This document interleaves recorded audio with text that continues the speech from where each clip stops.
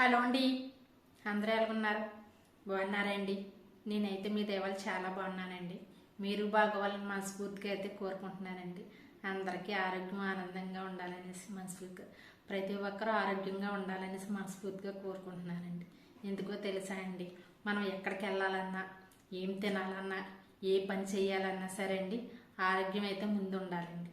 ఎందుకంటే అండి, ఆరోగ్యం లేనిదే ఎవరు ఏ పని చేయలేవండి.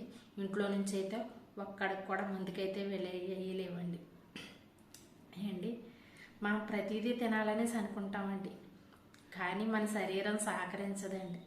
ఎక్కడికైనా వెళ్ళాలనేసి అనుకుంటామండి, కానీ మన ఆరోగ్యం బాగోదండి ఏంటి. ఏ పనైనా చేద్దామంటే మనం ఓపిక ఉండదండి ఏంటి. అలాగే అండి, మన ఆరోగ్యాన్ని దృష్టిలో పెట్టుకునేండి మనం జాగ్రత్తగా అయితే ఉండాలండి ఏంటి.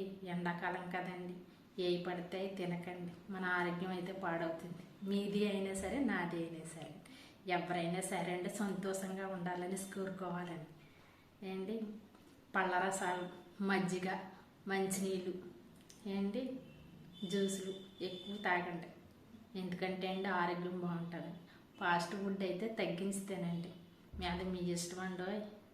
ఎందుకో తెలుసా అండి, మీరు ఏది తిన్నా సరే అండి మీ శరీరం అయితే సహకరించాలండి. అందుకనేసి ప్రతిదీ తినకండి, మీ ఆరోగ్యాన్ని అయితే దృష్టిలో పెట్టుకుని తినండి. ఎందుకంటే అండి, తినేది మీరే, బాధపడేది మీరే అండి. ఎందుకో తెలుసా అండి, మీ బాధ మీ ఇంట్లో వాళ్ళు అయితే చూడలేరండి. మన నోరైతే కట్టుకోలేమండి.